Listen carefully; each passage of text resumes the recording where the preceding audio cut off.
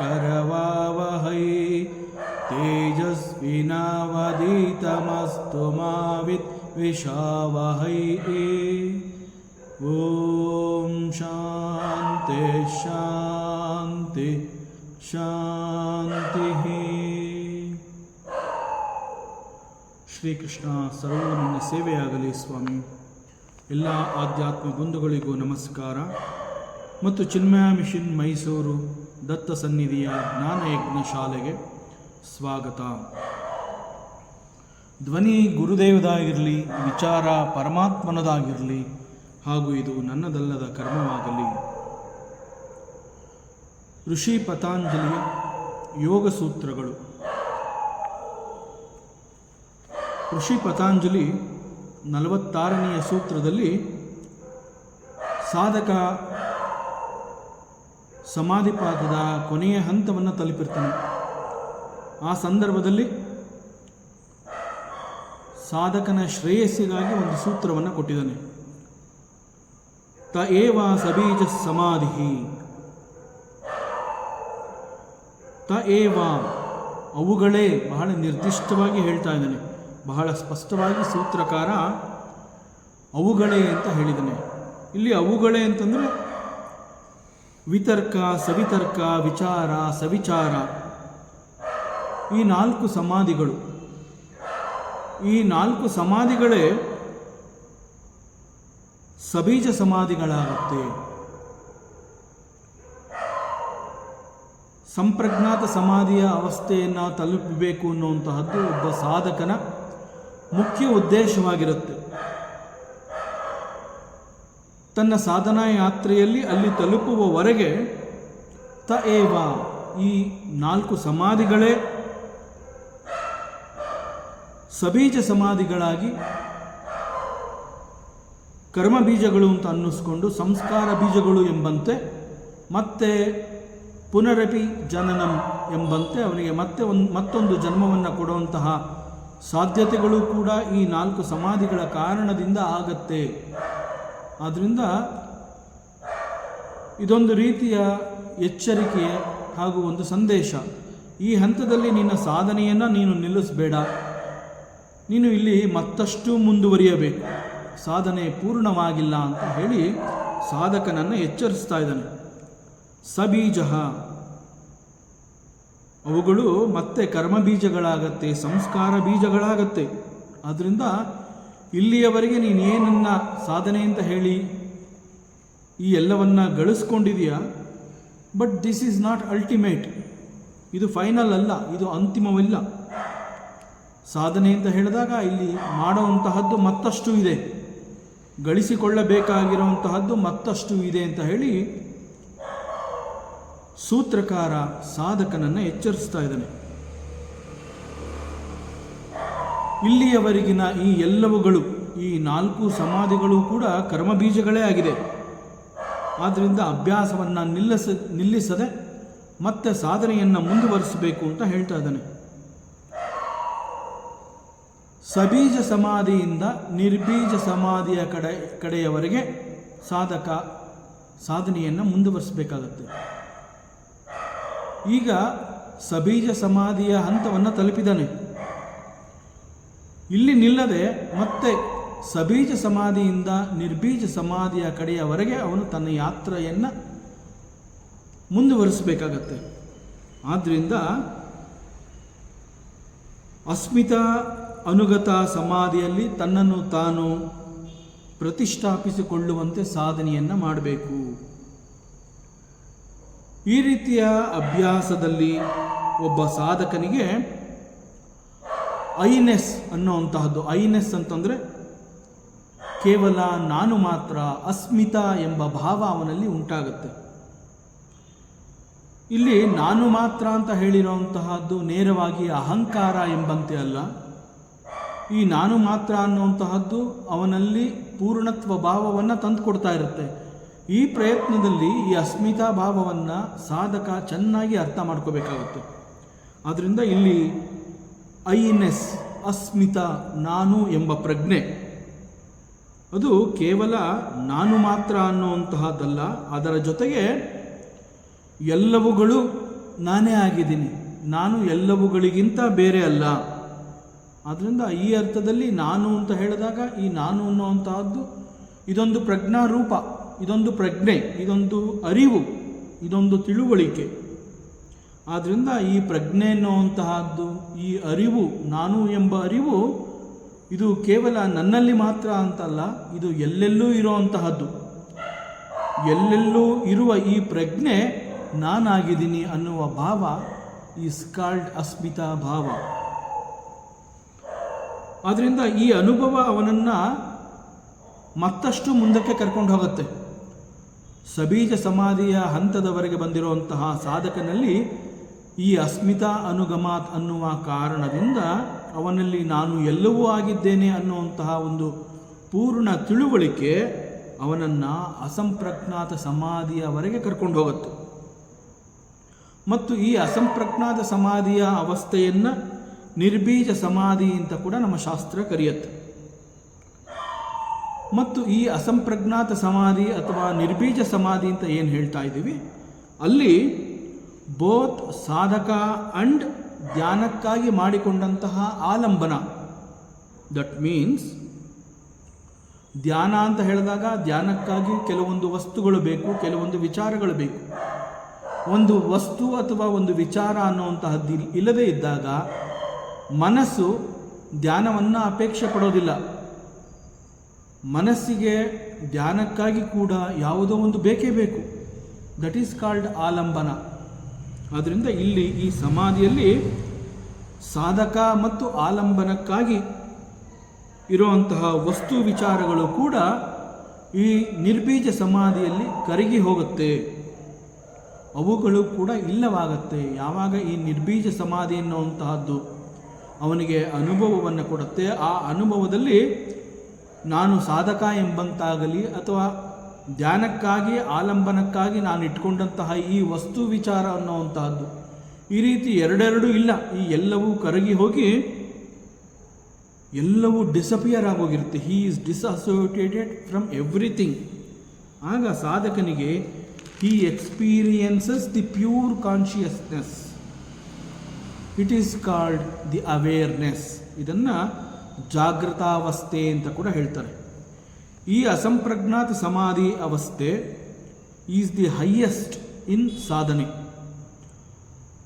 ಮತ್ತು ಇದನ್ನು ಯಾಕೆ ಹೈಯೆಸ್ಟ್ ಅಂತ ಹೇಳ್ತಾರೆ ಅಂತಂದರೆ, ಈ ಒಂದು ಅವಸ್ಥೆ ನಿರ್ಬೀಜ ಸಮಾಧಿ ಅಥವಾ ಅಸಂಪ್ರಜ್ಞಾತ ಸಮಾಧಿ ಅವಸ್ಥೆ ಎನ್ನುವಂತಹದ್ದು ಸಾಧಕನಿಗೆ ಕೈವಲ್ಯವನ್ನು ಪರಿಚಯ ಮಾಡಿಕೊಡುತ್ತೆ. ಲಿಬರೇಷನ್, ಯಾವುದಕ್ಕಾಗಿ ಅವನು ಸಾಧನೆಯನ್ನು ಮಾಡ್ತಾ ಇದ್ದ ಆ ಒಂದು ಉದ್ದೇಶ ಈಡೇರುವಂತಹ ಜಾಗಕ್ಕೆ ಅವನನ್ನು ಕರ್ಕೊಂಡೋಗುತ್ತೆ. ಇದು ಮೋಕ್ಷದ ಅನುಭವವನ್ನು ಅವನಿಗೆ ಪರಿಚಯ ಮಾಡಿಕೊಡುತ್ತೆ. ಮುಂದೆ ಸೂತ್ರಕಾರ 47ನೆಯ ಸೂತ್ರದಲ್ಲಿ ನಿರ್ವಿಚಾರ ವೈಶಾರದ್ಯೋ ಆಧ್ಯಾತ್ಮ ಪ್ರಸಾದ. ನಿರ್ವಿಚಾರ ಸಮಾಧಿಯು ಸ್ವಚ್ಛವಾದಾಗ, ಪರಿಶುದ್ಧವಾದಾಗ ಯೋಗಿ ಅಥವಾ ಸಾಧಕ ಅವನಿಗೆ ಆಧ್ಯಾತ್ಮಿಕ ಪ್ರಸನ್ನತೆಯನ್ನು ಅದು ಕೊಡುತ್ತೆ. ಚಿತ್ತ ಅನ್ನುವಂತಹದ್ದು ತನ್ನ ಅಶುದ್ಧತೆಯನ್ನು ಕಳೆದುಕೊಂಡಾಗ, ತನ್ನ ಅಶುದ್ಧವಾದ ಆವರಣದ ದೋಷದಿಂದ ಮುಕ್ತವಾಗಿ, ತ್ರಿಗುಣ ದೋಷಗಳು ಅವುಗಳಿಂದ ಕೂಡ ಮುಕ್ತವಾಗಿ ಪ್ರಕಾಶಾತ್ಮಕವಾದ ಸತ್ವಬುದ್ಧಿ, ಈ ಸತ್ವಬುದ್ಧಿ ಎನ್ನುವಂತಹದ್ದು ರಜಸ್ಸು ಮತ್ತು ತಮಸ್ಸುಗಳಿಂದ ಹೊರಬಂದು ಸ್ವಚ್ಛವೂ ಸ್ಥಿರವೂ ಆದ ಸತ್ವ ಪ್ರವಾಹವನ್ನು ಅದು ಪಡೆಯುತ್ತೆ. ದಿಸ್ ಈಸ್ ಕಾಲ್ಡ್ ವೈಶಾರದ್ಯ. ಇದನ್ನು ವೈಶಾರದ್ಯ ಅಥವಾ ಪ್ರಸನ್ನತೆ ಅಂತ ಕೂಡ ಹೇಳ್ತಾರೆ. ನಿರ್ವಿಚಾರ ಸಮಾಧಿಯಲ್ಲಿ ಈ ವೈಶಾರದ್ಯ ಅನ್ನುವಂತಹದ್ದು ಉದಯವಾದಾಗ ಯೋಗಿ ಆಧ್ಯಾತ್ಮಿಕ ಪ್ರಸನ್ನತೆಯನ್ನು ಹೊಂದುತ್ತಾನೆ. ಈ ಆಧ್ಯಾತ್ಮಿಕ ಪ್ರಸನ್ನತೆ ಅಂತಂದ್ರೇನು? ಆಧ್ಯಾತ್ಮಿಕ ಪ್ರಸನ್ನತೆ ಅಂತಂದರೆ ವಿಚಾರವನ್ನು ಯಥಾರ್ಥವಾಗಿ ಸ್ವೀಕರಿಸುವಂತಹದ್ದು. ಯಥಾರ್ಥ ಅಂತಂದರೆ ಆ ಒಂದು ವಸ್ತು, ವಿಷಯ ಅಥವಾ ವಿಚಾರ ಅನ್ನುವಂತಹದ್ದು ಹೇಗಿದೆ ಅದನ್ನು ಹಾಗೆಯೇ ಸ್ವೀಕರಿಸುವಂತಹದ್ದು. ಅಲ್ಲಿ ಅದನ್ನು ಮನಸ್ಸಿನ ಮೂಲಕ ಪ್ರೋಸೆಸ್ ಮಾಡುವಂತಹದ್ದಾಗಲಿ, ಮತ್ತೊಂದು ರೀತಿಯಿಂದ ಅದನ್ನು ತಿಳ್ಕೊಳ್ಳುವಂತಹ ಪ್ರಯತ್ನವನ್ನಾಗಿ ಮಾಡದೆ ಕೇವಲ ಆ ವಸ್ತುವನ್ನು ಆ ವಸ್ತುವಾಗಿ ನೋಡುವಂತಹದ್ದು. ದಟ್ ಈಸ್ ಕಾಲ್ಡ್ ಯಥಾರ್ಥ. ಒಂದು ವಿಷಯವನ್ನು ನಾವು ತಿಳ್ಕೋಬೇಕು ಅಂತ ಹೇಳಿದಾಗ ಅಲ್ಲಿ ಇಂದ್ರಿಯಗಳ ವ್ಯವಹಾರದ ಮೂಲಕ ನಾವು ಒಂದು ವಸ್ತುವನ್ನು ಅಥವಾ ವಿಚಾರವನ್ನು ತಿಳ್ಕೊಂಡು ಅದನ್ನು ಜ್ಞಾನ ಅಂತ ಹೇಳ್ತೀವಿ. ಆದ್ದರಿಂದ ಜ್ಞಾನ ಅಥವಾ ವಿಚಾರ ಅನ್ನುವಂತಹದ್ದು ನಮಗೆ ತಿಳಿಬೇಕಾದರೆ ಇಂದ್ರಿಯಗಳು ಹೆಚ್ಚು ಸಹಕಾರವನ್ನು ಮಾಡುತ್ತೆ. ಇಂದ್ರಿಯಗಳು ಹೊರನುಗ್ಗಿ ನಮಗೆ ವಿಚಾರವನ್ನು ತಂದುಕೊಟ್ಟು ನಮ್ಮಲ್ಲಿ ಜ್ಞಾನವು ಉಂಟಾಗುವಂತೆ ಮಾಡುತ್ತೆ. ಆದರೆ ಇಲ್ಲಿ ಆಧ್ಯಾತ್ಮಿಕ ಪ್ರಸನ್ನತೆ ಅಂತ ಹೇಳಿದಾಗ ಇದರ ಅನುಭವಕ್ಕಾಗಿ ಇಂದ್ರಿಯ ವ್ಯವಹಾರದ ಕ್ರಮದ ಮೇಲೆ ಅವಲಂಬಿತವಾಗಿ ನೇರವಾಗಿ ಸ್ವಚ್ಛವಾಗಿ ವಿಚಾರವನ್ನು ಯಥಾರ್ಥ ರೂಪವಾಗಿ ಸ್ವೀಕರಿಸುವಂತಹದ್ದು. ಇದರ ಬಗ್ಗೆ ಶಾಂತಿ ಪರ್ವದಲ್ಲಿ ಒಂದು ಮಾತು ಬರುತ್ತೆ. ಪ್ರಜ್ಞಾ ಪ್ರಸಾದ ಮಾರುಹ್ಯ ಅಶೋಚ್ಯ ಶೋಚಿತೋ ಜನಾನ್ ಭೂಮಿಷ್ಠಾನಿವ ಶೈಲಸ್ಥಃ ಸರ್ವಾನ್ ಪ್ರಾಜ್ಞೋಮ ಪಶ್ಯತಿ. ಇದರರ್ಥ ಒಬ್ಬ ಎತ್ತರದಲ್ಲಿರುವಂತಹ ಮನುಷ್ಯ ಬೆಟ್ಟದ ಮೇಲಿರುವವನು ಅಂತ ಹೇಳ್ತಾರೆ. ಹೀಗೆ ಬೆಟ್ಟದ ಮೇಲಿರುವವನು ಕೆಳಗಿರುವವನನ್ನು ಸ್ಪಷ್ಟವಾಗಿ ನೋಡಬಲ್ಲ. ಯಾಕೆ ಕೆಳಗಿರುವವನನ್ನು ಅವನು ಸ್ಪಷ್ಟವಾಗಿ ನೋಡ್ತಾನೆ ಅಂತಂದರೆ ಅವನು ಬಹಳ ಮೇಲ್ಗಡೆ ಇರ್ತಾನೆ, ಉನ್ನತವಾದ ಸ್ಥಾನದಲ್ಲಿರ್ತಾನೆ. ಎತ್ತರದ ಸ್ಥಾನದಲ್ಲಿ ಇರೋದರಿಂದ ಕೆಳಗೆ ಇರೋಂತಹ ವ್ಯಕ್ತಿಯನ್ನು ಅವನು ಸುಲಭವಾಗಿ ಬಹಳ ಸ್ಪಷ್ಟವಾಗಿ ನೋಡೋದಕ್ಕೆ ಸಾಧ್ಯ. ಹೇಗೆ ಅಂತಂದರೆ ಒಬ್ಬ ಯೋಗಿ ಅಥವಾ ಸಾಧಕ ಅಂತ ಹೇಳಿದಾಗ ಅಥವಾ ಜ್ಞಾನಿ ಅಂತ ಹೇಳಿದಾಗ ಆ ಜ್ಞಾನಿ ತನ್ನ ಅನೇಕ ಸಾಧನೆಗಳ ಪರಿಶ್ರಮದ ಕಾರಣದಿಂದ ಒಂದು ಉನ್ನತವಾದ ಸ್ಥಾನವನ್ನು ಅವನು ಗಳಿಸಿರ್ತಾನೆ. ಜ್ಞಾನಿಯು ಪ್ರಜ್ಞಾಪ್ರಸಾದವನ್ನು ಹತ್ತಿ ಮೇಲಿನ ಸ್ಥಾನದಲ್ಲಿ ಇರ್ತಾನೆ ಅಂತ ನಮ್ಮ ಶಾಸ್ತ್ರ ಹೇಳುತ್ತೆ. ಅಷ್ಟೊಂದು ಉನ್ನತ ಸ್ಥಾನದಲ್ಲಿ ಜ್ಞಾನಿ ಇದ್ದಾಗ ಕೆಳಗಿರುವವನನ್ನು ನೋಡಿದಾಗ ಅವನ ಪರಿಸ್ಥಿತಿಯನ್ನು ಅರಿತು ತಾನೇ ಶೋಕರಹಿತನಾಗಿರ್ತಾನೆ. ಇಲ್ಲಿ ಮೇಲಿರುವವನು ಮತ್ತು ಕೆಳಗಿರುವವನು ಅಂತಂದರೆ ದುಃಖರಹಿತ ಮತ್ತು ದುಃಖ ಸಹಿತ, ಈ ಅರ್ಥದಲ್ಲಿ ಶಾಸ್ತ್ರ ಹೇಳ್ತಾ ಇದೆ. ಒಬ್ಬ ಜ್ಞಾನಿ ತನ್ನ ಅನೇಕ ಸಾಧನೆಗಳ ಕಾರಣದಿಂದ, ಸತ್ಯವನ್ನು ತಿಳಿದಿರುವ ಕಾರಣದಿಂದ ಎಲ್ಲವನ್ನ ಸ್ಪಷ್ಟವಾಗಿ ಗುರುತಿಸಬಲ್ಲಂತಹ ಶಕ್ತಿಯನ್ನು ಹೊಂದಿರೋದ್ರಿಂದ ಅಷ್ಟೊಂದು ಉನ್ನತ ಸ್ಥಾನದಲ್ಲಿ ಅವನಿದ್ದು ಮತ್ತೊಬ್ಬನನ್ನು ನೋಡಿದಾಗ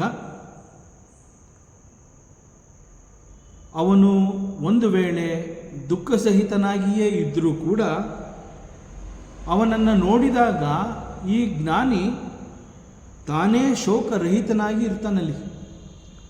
ತಾನು ಶೋಕರಹಿತ ಅಂತಂದರೆ ಒಂದು ಅರ್ಥದಲ್ಲಿ ಅವನು ಬಲಿಷ್ಠನಾಗಿದ್ದಾನೆ, ಸರ್ವಶಕ್ತನಾಗಿದ್ದಾನೆ, ಸ್ವೀಕರಿಸುವಂತಹ ಧರಿಸುವಂತಹ ಶಕ್ತಿಯನ್ನು ಹೊಂದಿದ್ದಾನೆ. ಕೆಳಗಿರುವಂತಹ ವ್ಯಕ್ತಿಯ ಯಾವ ಯಾವ ಕಾರಣಗಳಿಂದ ಅವನು ದುಃಖವನ್ನು ಭರಿಸಲಾಗದೆ ದುಃಖವನ್ನು ಹೊಂದುತ್ತಾ ಇದ್ದಾನೆ ಅಂತಂದಾಗ ಸನ್ನಿವೇಶವನ್ನು ಸ್ವೀಕರಿಸಲು ಅವನು ಅಶಕ್ತ. ಸನ್ನಿವೇಶವನ್ನು ಸ್ವೀಕರಿಸಲು ಅಶಕ್ತನಾದ ಕಾರಣದಿಂದ ಸನ್ನಿವೇಶಕ್ಕೆ ಹೆದರಿ ದುಃಖವನ್ನು ಅಥವಾ ಸನ್ನಿವೇಶವನ್ನು ಭರಿಸಲಾಗದೆ ಅವನು ದುಃಖಿತನಾಗಿದ್ದಾನೆ. ಆದರೆ ಒಬ್ಬ ಜ್ಞಾನಿ ತನ್ನ ಸಾಧನೆಯ ಪರಿಶ್ರಮದ ಕಾರಣದಿಂದ ಹೆಚ್ಚು ಜ್ಞಾನವನ್ನು ಸಂಪಾದನೆ ಮಾಡಿರೋದ್ರಿಂದ ಸನ್ನಿವೇಶವನ್ನು ಅವನು ಯಥಾರ್ಥವಾಗಿ ಸ್ವೀಕರಿಸುವಂತಹ ಶಕ್ತಿಯನ್ನು ಹೊಂದಿದ್ದಾನೆ. ಆದ್ದರಿಂದ ಅವನನ್ನು ಬಲಿಷ್ಠ ಅಂತ ಹೇಳ್ತಾರೆ. ಹೀಗೆ ಸನ್ನಿವೇಶವನ್ನು ಯಥಾರ್ಥವಾಗಿ ಸ್ವೀಕರಿಸೋದ್ರಿಂದ ಕೆಳಗಿರುವ ವ್ಯಕ್ತಿಯನ್ನು ನೋಡಿದಾಗ ತಾನು ಶೋಕರಹಿತನಾಗಿಯೇ ಇರ್ತಾನೆ. ಅಂತಂದರೆ ಆ ಸನ್ನಿವೇಶಕ್ಕೆ ಅವನು ಪ್ರತಿಸ್ಪಂದಿಸೋದಿಲ್ಲ.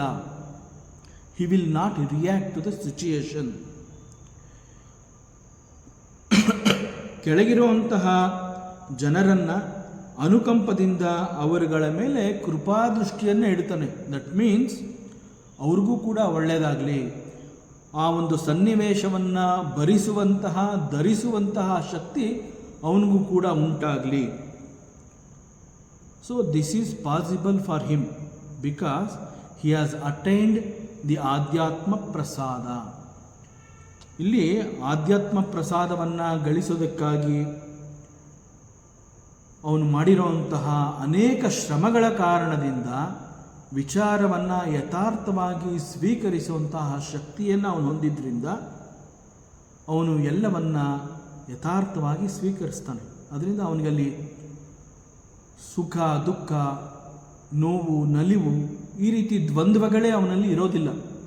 ಆದ್ದರಿಂದ ಮತ್ತೊಬ್ಬ ವ್ಯಕ್ತಿ ದುಃಖಿತನಾಗಿದ್ದಾನೆ ಅಂತಂದಾಗ ಅವನ ಮೇಲೆ ಕೃಪಾದೃಷ್ಟಿ ಬೀರ್ತಾನೆ, ಅವನಿಗೂ ಕೂಡ ಒಳ್ಳೆಯದಾಗಲಿ ಅಂತ ಅವನನ್ನು ಹರಿಸ್ತಾನೆ. This is possible because he has attained the ಆಧ್ಯಾತ್ಮ ಪ್ರಸಾದ. ಇಲ್ಲಿ ಋಷಿ ಪತಾಂಜಲಿ ಅಸಂಪ್ರಜ್ಞಾತ ಸಮಾಧಿಯ ಪರಿಚಯವನ್ನು ಮಾಡಬೇಕು ಅಂತ ಹೇಳಿ ಪೂರ್ವವಾಗಿ ನಿರ್ವಿಚಾರ ಸಮಾಪತ್ತಿಯ ಪರಾಕಾಷ್ಠೆಯನ್ನು ತಲುಪಿ ಅಲ್ಲಿ ಸಿಕ್ಕಂತಹ ಅನುಭವವನ್ನು ಸಾಧಕನಿಗೆ ಹೇಳ್ತಾ ಇದ್ದಾನೆ. ರಜಸ್ಸು ಮತ್ತು ತಮಸ್ಸುಗಳ ವೃದ್ಧಿಯನ್ನು ಅಶುದ್ಧಿ ಅಂತ ಹೇಳ್ತಾರೆ. ಇಂತಹದ್ದನ್ನು ಮಲ ಅಂತ ಕರೀತಾರೆ, ದೋಷಪೂರಿತ ಅಂತ ಹೇಳ್ತಾರೆ. ಈ ಅಶುದ್ಧಿ ಮಲ ಅನ್ನುವಂತಹದ್ದು ನಾಶವನ್ನು ಹೊಂದಿದಾಗ ಪ್ರಕಾಶಾತ್ಮಕವಾದಂತಹ ಬುದ್ಧಿಸತ್ವವು ಸ್ವಚ್ಛವಾಗಿ ಸ್ಥಿರವಾಗಿ ಸಾಧಕನಲ್ಲಿ ಹರಿಯುತ್ತೆ. ದಟ್ ಈಸ್ ಕಾಲ್ಡ್ ವೈಶಾರದ್ಯ ಹಿಯರ್. ಇದನ್ನು ಚಿತ್ತನೈರ್ಮಲ್ಯ ಅಂತ ಕೂಡ ಹೇಳ್ತಾರೆ. ಇವುಗಳ ಕಾರಣದಿಂದ ಆಧ್ಯಾತ್ಮ ಪ್ರಸಾದ ಹಾಗೂ ಇದನ್ನು ಪ್ರತ್ಯಕ್ಷೇತನ ಖ್ಯಾತಿ ಅಂತ ಕೂಡ ಶಾಸ್ತ್ರ ಹೇಳುತ್ತೆ.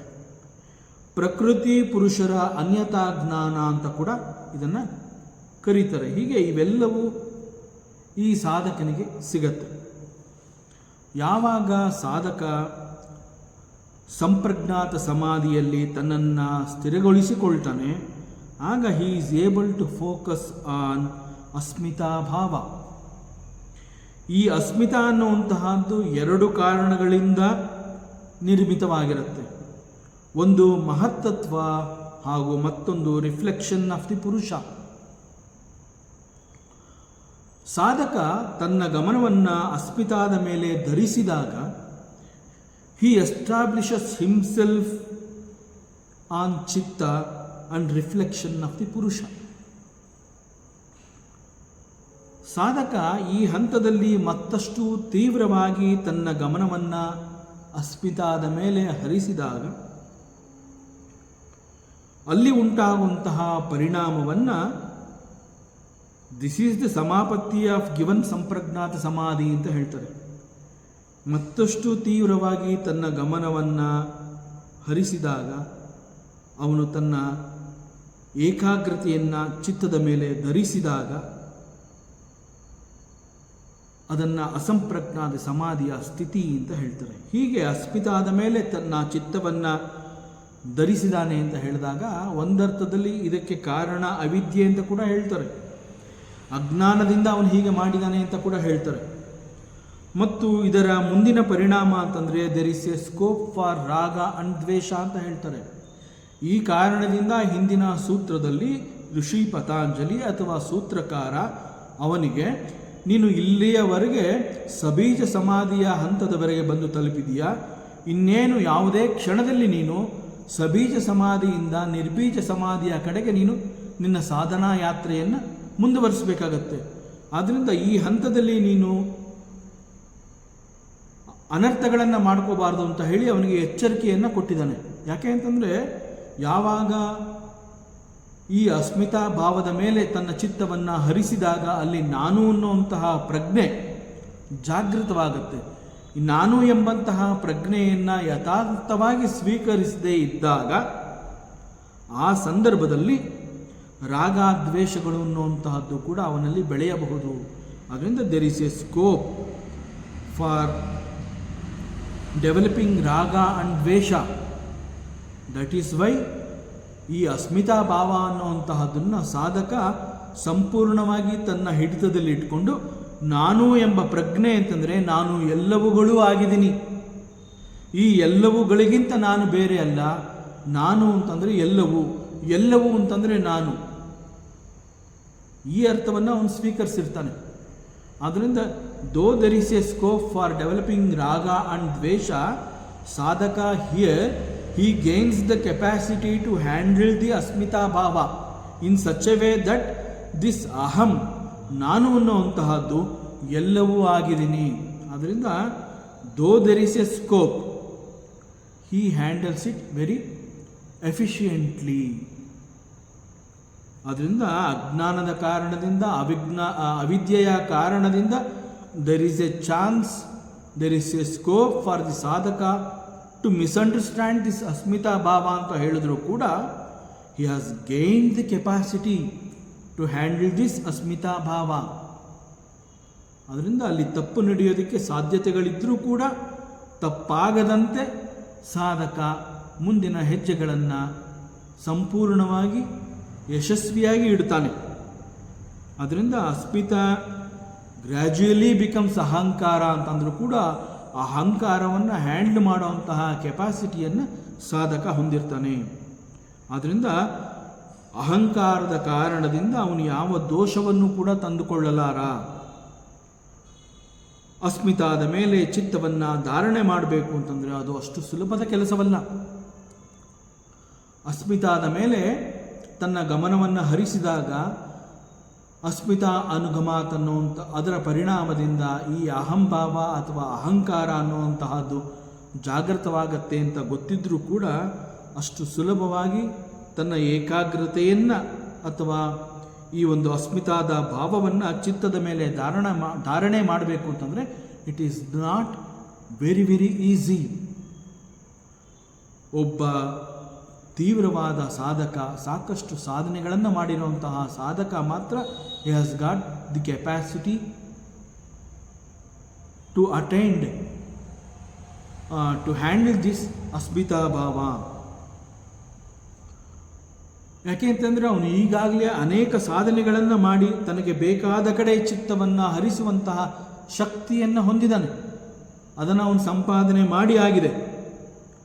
So it is possible for him to handle the ಅಹಂಕಾರ. It is very easy for the ಸಾಧಕ. ಅಸ್ಮಿತಾದ ಮೇಲೆ ಮಾತ್ರ ಚಿತ್ತವಿದೆ, ಉಳಿದಂತೆ ಅಲ್ಲಿ ಬೇರಾವ ವೃತ್ತಿಗಳು ಕೂಡ ಇಲ್ಲ ಅಂದಾಗ ಅದು ಸಮಾಪತ್ತಿಯ ಅವಸ್ಥೆ ಅನ್ನೋದನ್ನು ಅವನು ಮನಗಾಣ್ತಾನೆ. ಇಲ್ಲಿ ಚಿತ್ತ ಅನ್ನುವಂತಹದ್ದು it will be very very ಸಾತ್ವಿಕ್ ಆ್ಯಂಡ್ ವೆರಿ ಪರಿಶುದ್ಧ.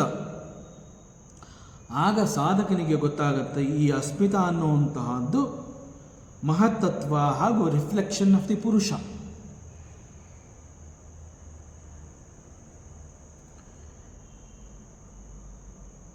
This awareness of the sadhaka is called vivekakyati. So vivekakyati is the culmination of that sampragnata samadhi and samapatti. ಸಂಪ್ರಜ್ಞಾತ ಸಮಾಧಿಯನ್ನು ತೀವ್ರವಾಗಿ ಅಭ್ಯಾಸ ಮಾಡಿದಾಗ ಅಸ್ಮಿತಾ ಅನುಗಮಾತ್ನ ಕಾರಣದಿಂದ ಹಿ ಅಂಡರ್ಸ್ಟ್ಯಾಂಡ್ಸ್ ದಿ ವಿವೇಕಖ್ಯಾತಿ. ಯಾವಾಗ ಸಾಧಕನಿಗೆ ವಿವೇಕಖ್ಯಾತಿಯು ಅರ್ಥ ಆಗುತ್ತೆ ಆಗ ಅವನ ಜರ್ನಿ ಅವನಿಗೆ ಒಂದು ವಿಶೇಷವಾದ ಜ್ಞಾನವನ್ನು ಕೊಡುತ್ತೆ. ಚಿತ್ತವನ್ನು ಒಂದು ದೃಶ್ಯವಾಗಿ ನೋಡುವಂತಹ ಕೆಪಾಸಿಟಿಯನ್ನು ಅವನು ಗಳಿಸಿರ್ತಾನೆ.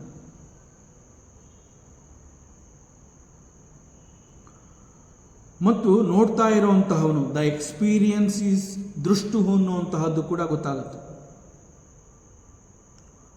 ಸಾಧಕ ಚಿತ್ತವನ್ನು ಒಂದು ದೃಶ್ಯವಾಗಿ ಹಾಗೂ ಅದರ ಎಕ್ಸ್ಪೀರಿಯನ್ಸ್ ಮಾಡ್ತಾ ಇರುವಂತಹ ಒಬ್ಬ ದ್ರಷ್ಟುವನ್ನು ಕೂಡ ತಿಳ್ಕೊತಾನೆ.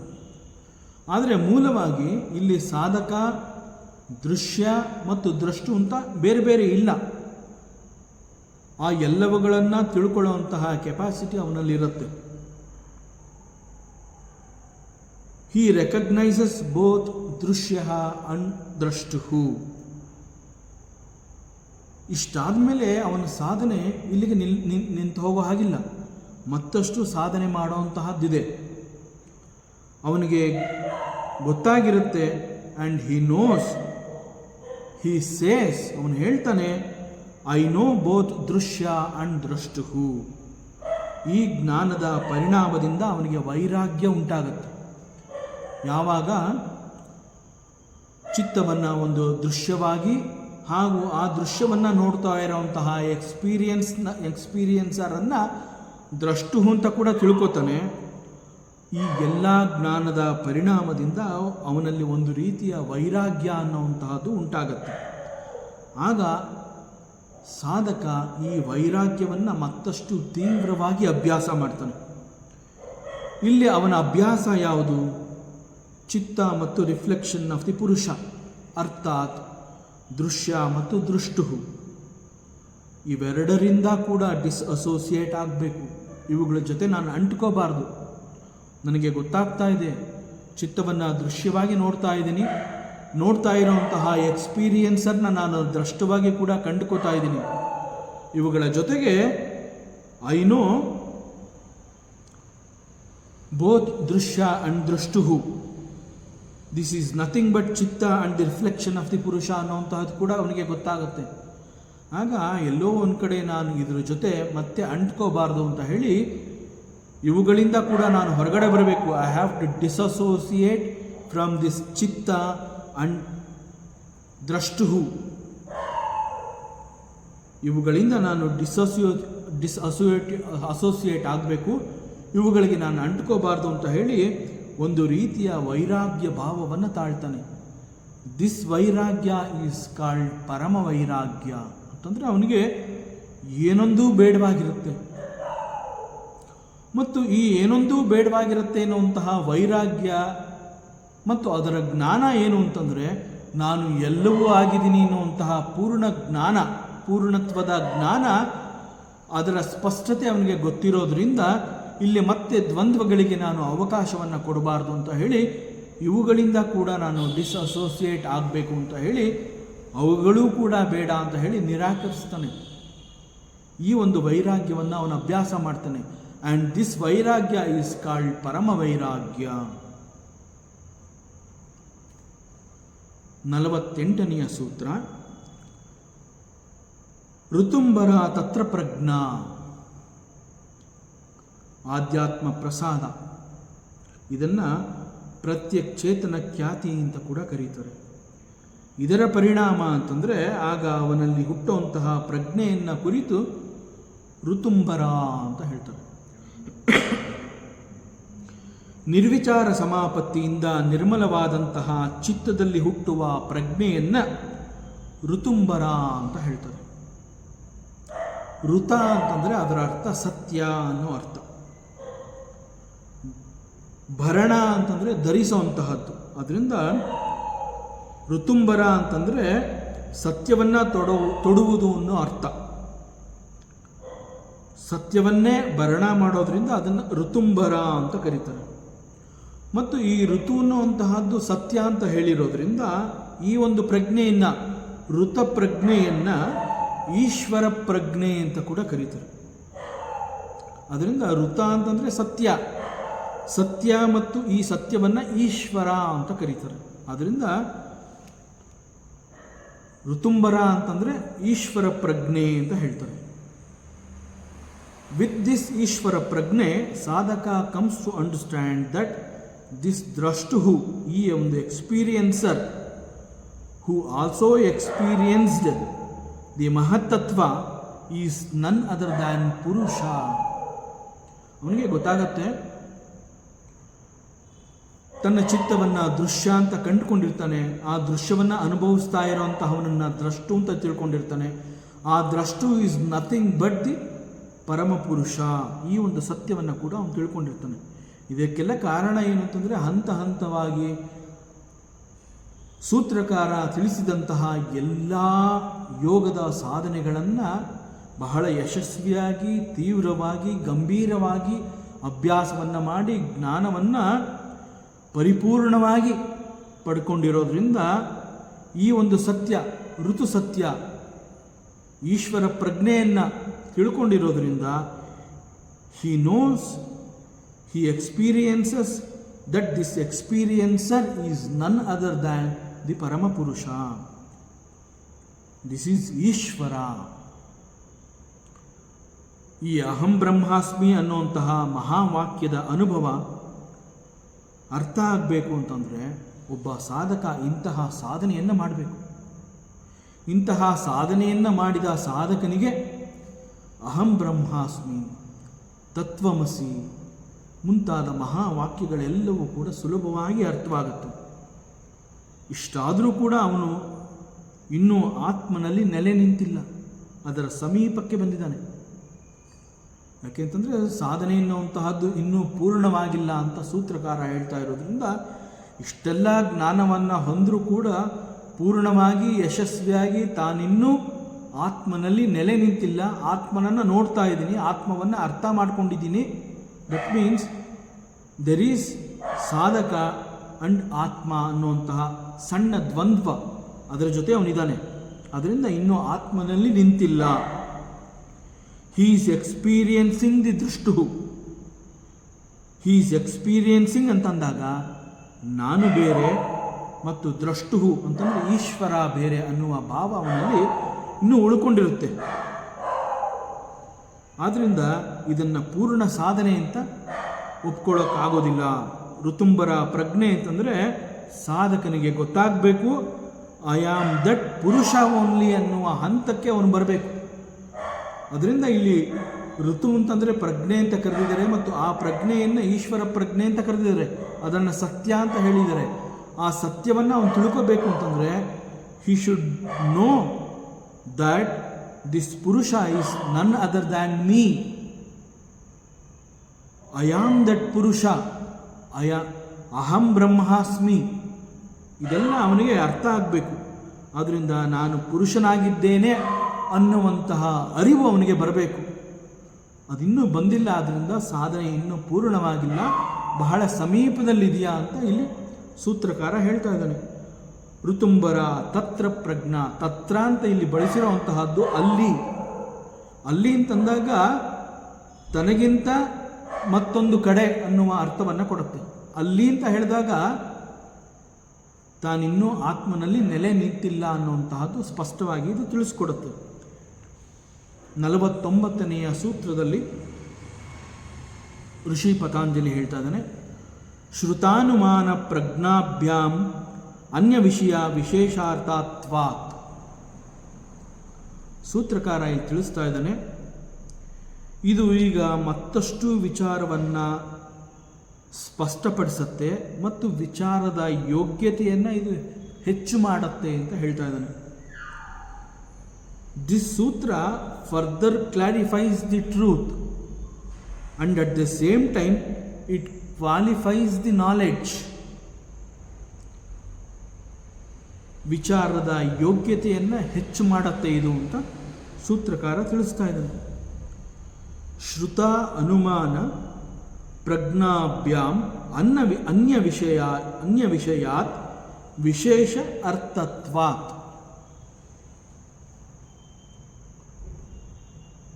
ಕೆಲವೊಂದು ಸೂಕ್ಷ್ಮವಾದ ಸತ್ಯ ಅನ್ನುವಂತಹದ್ದು ಶಬ್ದ ಅನುಮಾನ ಜ್ಞಾನಗಳಿಗಿಂತ ಬೇರೆಯಾದ ವಿಷಯವನ್ನು ಹೊಂದಿರುತ್ತೆ.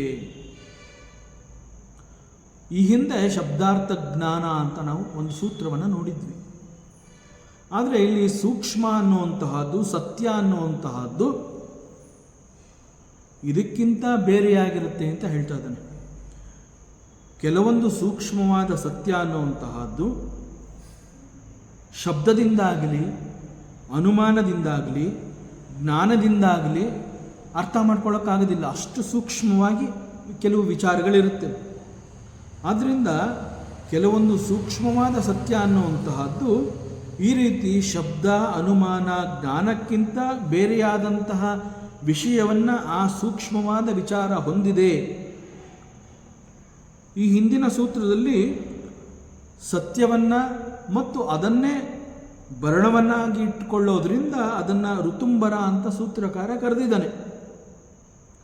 ಮತ್ತು ಈ ತಿಳುವಳಿಕೆಯನ್ನು ಅಥವಾ ಪ್ರಜ್ಞೆಯನ್ನು ಈಶ್ವರ ಪ್ರಜ್ಞೆ ಅಂತ ಕೂಡ ಕರೆದಿದ್ದಾನೆ. ಋತುಂಬರ ಪ್ರಜ್ಞೆ ಅಥವಾ ಈಶ್ವರ ಪ್ರಜ್ಞೆ ಹೇಗೆ ಬೇರೆ ಎಲ್ಲವುಗಳಿಗಿಂತ ವಿಶೇಷವಾಗಿದೆ ಅನ್ನುವಂತಹದ್ದನ್ನು ಸೂತ್ರಕಾರ ಇಲ್ಲಿ ತಿಳಿಸ್ತಾ ಇದ್ದಾನೆ. ಶಬ್ದಾರ್ಥ ಜ್ಞಾನಕ್ಕಿಂತ ಸೂಕ್ಷ್ಮವಾದ ಸತ್ಯ ಬೇರೆಯಾಗಿರುತ್ತೆ. ಆದರೆ ಈಶ್ವರ ಪ್ರಜ್ಞೆ ಎನ್ನುವಂತಹದ್ದು ಜಾಗೃತವಾದಾಗ ಈ ಈಶ್ವರ ಪ್ರಜ್ಞೆ ಎನ್ನುವಂತಹದ್ದು ಈ ಎಲ್ಲವುಗಳಿಗಿಂತ ವಿಶೇಷವಾಗಿದೆ ಎನ್ನುವಂತಹದ್ದನ್ನು ಈ ಸಂದರ್ಭದಲ್ಲಿ ಮತ್ತಷ್ಟು ಸ್ಪಷ್ಟವಾಗಿ ತಿಳಿಸ್ತಾ ಇದ್ದೇನೆ. ಆದ್ದರಿಂದ ಈ ಹಿಂದೆ ಪ್ರಾರಂಭದಲ್ಲೇ ಅವನು ಹೇಳ್ತಾನೆ, ದಿಸ್ ಸೂತ್ರ further clarifies the truth and at the same time it qualifies the knowledge. ವಿಚಾರವನ್ನು ಮತ್ತಷ್ಟು ಸ್ಪಷ್ಟವಾಗಿ ತಿಳಿಸುವುದರ ಜೊತೆಗೆ ವಿಚಾರದ ಯೋಗ್ಯತೆಯನ್ನು ಅದು ಹೆಚ್ಚು ಮಾಡ್ತಾ ಇದೆ ಅಂತ ಸೂತ್ರಕಾರ ಪ್ರಾರಂಭದಲ್ಲಿ ಹೇಳಿದ್ದಾನೆ. ಅದನ್ನು ಈ ಸಂದರ್ಭದಲ್ಲಿ ಇಲ್ಲಿ ಜ್ಞಾಪಿಸ್ತಾ ಇದ್ದಾನೆ. ಶ್ರುತ ಅಂತಂದರೆ ಕೇಳುವುದು, ಶ್ರವಣಂ, ದಟ್ ವಿಚ್ ಈಸ್ ಹರ್ಡ್. ಯಾವ ಒಂದು ವಿಚಾರವನ್ನು ನಾನು ಶ್ರವಣದ ಮೂಲಕ ತಿಳ್ಕೊಂಡಿದ್ದೀನಿ ಅನ್ನುವಂತಹದ್ದನ್ನು ಶ್ರುತ ಅಂತ ಹೇಳ್ತಾರೆ. ಅನುಮಾನ ಅನ್ನುವಂತಹದ್ದು ಕೂಡ ಜ್ಞಾನದ ಒಂದು ಮಾರ್ಗ. ಈ ಅನುಮಾನ ಅನ್ನುವಂತಹದ್ದು ಜ್ಞಾನದ ಮಾರ್ಗ. ಅದಕ್ಕೆ ಪೂರ್ವವಾಗಿ ಕೆಲವು ಅನುಭವಗಳಾಗಿರುತ್ತೆ. ಆ ಅನುಭವಗಳ ಆಧಾರದ ಮೇಲೆ ಈ ಅನುಮಾನವನ್ನು ಸ್ವೀಕರಿಸಿ ಇದು ಇಂತಹದ್ದು ಅನ್ನುವ ಜ್ಞಾನವನ್ನು ನಮ್ಮ ಹತ್ರ ತಂದುಕೊಳ್ಳುವಂತಹದ್ದನ್ನು ಅನುಮಾನ ಮಾರ್ಗ. ಯಾಕೆಂತಂದರೆ ವೆರಿ ಫೇಮಸ್ ಎಕ್ಸಾಂಪಲ್ ಈ ಅನುಮಾನ ಅನ್ನೋದಕ್ಕೆ ಏನು ಹೇಳ್ತಾರೆ ಅಂತಂದರೆ, there is a fire in the mountain ಅಂತ ಹೇಳ್ತಾರೆ. ಬೆಟ್ಟದಲ್ಲಿ ಬೆಂಕಿ ಇದೆ ಅಂತ ಹೇಳ್ತಾರೆ. ಆದರೆ ಬೆಟ್ಟ ಅನ್ನುವಂತಹದ್ದು ನಮಗಿಂತ ಬಹಳ ದೂರದಲ್ಲಿದೆ. ದೂರದಲ್ಲಿರುವಂತಹ ಬೆಟ್ಟದಲ್ಲಿ ಬೆಂಕಿ ಕಾಣ್ತಾ ಇಲ್ಲ. ದೂರದಲ್ಲಿ ಬೆಟ್ಟ ಕಾಣ್ತಾ ಇದೆ, ಬೆಟ್ಟದಲ್ಲಿರುವಂತಹ ಬೆಂಕಿ ನನಗೆ ಕಾಣ್ತಾ ಇಲ್ಲ. ಆದರೆ ಮಾಡಿರುವಂತಹ ಸ್ಟೇಟ್ಮೆಂಟ್ ಏನು? There is a fire in the ಬೆಟ್ಟ, ಬೆಟ್ಟದಲ್ಲಿ ಬೆಂಕಿ ಇದೆ ಅಂತ ಹೇಳಿರ್ತೀವಿ. ಬೆಂಕಿನ ನಾವು ನೋಡೋಕ್ಕೆ ಆಗ್ತಾ ಇಲ್ಲ. ನಾವು ನೋಡ್ತಾ ಇರೋವಂತಹದ್ದು ಕೇವಲ ಬೆಟ್ಟ. ಆದರೆ ಅಲ್ಲಿ ಬೆಂಕಿ ಇದೆ ಅಂತ ಹೇಗೆ ಹೇಳ್ತಾ ಇದ್ದೀವಿ ಅಂತಂದರೆ, ಅಲ್ಲಿ ಹೊಗೆ ಆಡ್ತಾ ಇದೆ. ಬೆಟ್ಟದಲ್ಲಿ ಸ್ಪಷ್ಟವಾಗಿ ಹೊಗೆ ಆಡ್ತಾ ಇರೋದು ಕಾಣಿಸ್ತಾ ಇದೆ. ಅಲ್ಲಿ ಹೊಗೆ ಇದೆ ಅಂತಂದ ಮೇಲೆ ಬೆಂಕಿ ಇರಲೇಬೇಕು. ಹೇಗೆ? ಬೆಂಕಿ ಇರೋದ್ರಿಂದ ಅಲ್ಲಿ ಹೊಗೆಗೆ ಅವಕಾಶ ಇದೆ. ಅಲ್ಲಿ ಬೆಂಕಿನೇ ಇಲ್ಲ ಅಂತಂದರೆ ಹೊಗೆ ಆಡೋದಕ್ಕೆ ಅವಕಾಶವೇ ಇಲ್ಲ. ಸೊ ಹೊಗೆ ಆಡ್ತಾ ಇದೆ ಅಂತಂದರೆ ಅಲ್ಲಿ ಬೆಂಕಿ ಇರಬೇಕು. ಬೆಂಕಿ ಇರುವ ಕಾರಣದಿಂದ ಅಲ್ಲಿ ಹೊಗೆ ಇದೆ. ಬೆಂಕಿನೇ ಇಲ್ಲದೆ ಹೋಗಿದ್ದಿದ್ರೆ ಹೊಗೆ ಎನ್ನುವಂತಹದ್ದು ಇರ್ತಿರಲಿಲ್ಲ. ದಿಸ್ ಟೈಪ್ ಆಫ್ ಜ್ಞಾನ ಈಸ್ ಕಾಲ್ಡ್ ಅನುಮಾನ. ಅದರಿಂದ ಅನುಮಾನ ಅನ್ನುವಂತಹದ್ದು ಕೂಡ ಜ್ಞಾನಕ್ಕಾಗಿ ಸಿಗುವಂತಹ ಮತ್ತೊಂದು ಮಾರ್ಗ. ಇದನ್ನು ಪ್ರಮಾಣ ಅಂತ ಕೂಡ ಹೇಳ್ತಾರೆ. ಜ್ಞಾನಕ್ಕಾಗಿ ಇರುವಂತಹ ಅನೇಕ ಮಾರ್ಗಗಳಲ್ಲಿ ಇದು ಕೂಡ ಒಂದು. ಪ್ರಜ್ಞೆ ಅನ್ನುವಂತಹದ್ದು ಒಂದು ಶಕ್ತಿ ಅಂತ ಹೇಳ್ತಾರೆ. ಪ್ರಜ್ಞೆ ಅನ್ನೋದು ಒಂದು ಶಕ್ತಿ ಮತ್ತು ಅದು ಜಾಗೃತವಾಗಿರುವಂತಹ ಜ್ಞಾನ. ಪ್ರಜ್ಞೆ ಅಂತ ಹೇಳಿದಾಗ ಸಾಮಾನ್ಯವಾಗಿ ಆಧ್ಯಾತ್ಮದಲ್ಲಿ, ಪಾರಮಾರ್ಥಿಕದಲ್ಲಿ ಪ್ರಜ್ಞೆ ಅಂತಂದರೆ ಜಾಗೃತವಾಗಿರುವಂತಹ ಜ್ಞಾನವನ್ನು ಪ್ರಜ್ಞೆ ಅಂತ ಕರೀತಾರೆ. ಲೌಕಿಕದಲ್ಲಿ ಪ್ರಜ್ಞೆ ಅನ್ನೋ ಪದವನ್ನು ಬಹಳ ಸಾಮಾನ್ಯವಾಗಿ ಬಳಸ್ತಾರೆ. ನಿನಗೆ ಮೈ ಮೇಲೆ ಪ್ರಜ್ಞೆ ಇದೆಯಾ ಅಂತ ಹೇಳ್ತಾರೆ. ಆದರೆ ಆಧ್ಯಾತ್ಮ ಅಂತ ಹೇಳಿದಾಗ ಅಲ್ಲಿ ಪ್ರಜ್ಞೆ ಅನ್ನೋ ಪದ ಬಂದಿದೆ ಅಂತಂದರೆ ಅದೊಂದು ಜಾಗೃತವಾಗಿರುವಂತಹ ಜ್ಞಾನ. ದಟ್ ಜಾಗೃತವಾದ ಜ್ಞಾನ ಈಸ್ ಎ ಶಕ್ತಿ. ಆದ್ದರಿಂದ ಪ್ರಜ್ಞಾಭ್ಯಾಮ್ ಅಂತಂದರೆ ಫ್ರಮ್ ಬೋತ್ ಶ್ರುತ ಅಂಡ್ ಅನುಮಾನ.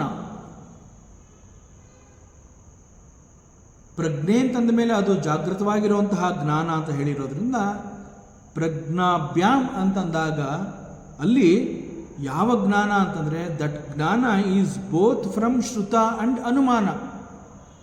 ಕೇಳಿಸಿಕೊಂಡಿರುವ ಮೂಲಕ ಗಳಿಸಿದಂತಹ ಜ್ಞಾನ ಹಾಗೂ ಅನುಮಾನ ಮಾರ್ಗದಿಂದ ಗಳಿಸಿರುವಂತಹ ಜ್ಞಾನ ಇವೆರಡನ್ನೂ ಸೇರಿಸಿ ಇಲ್ಲಿ ಪ್ರಜ್ಞಾಭ್ಯಾಮ್, ಈ ಜ್ಞಾನ ದೊರಕಿರೋ ಅಂತಹದ್ದು ಒಂದು ಶ್ರುತಿಯ ಕಾರಣದಿಂದ ಕೇಳಿಸ್ಕೊಂಡು ಜ್ಞಾನವನ್ನು ಪಡ್ಕೊಂಡಿರೋಂತಹದ್ದು, ಹಾಗೂ ಮತ್ತೊಂದು ಅನುಮಾನ ಮಾರ್ಗದಿಂದ ಜ್ಞಾನವನ್ನು ಗಳಿಸಿರುವಂತಹದ್ದು.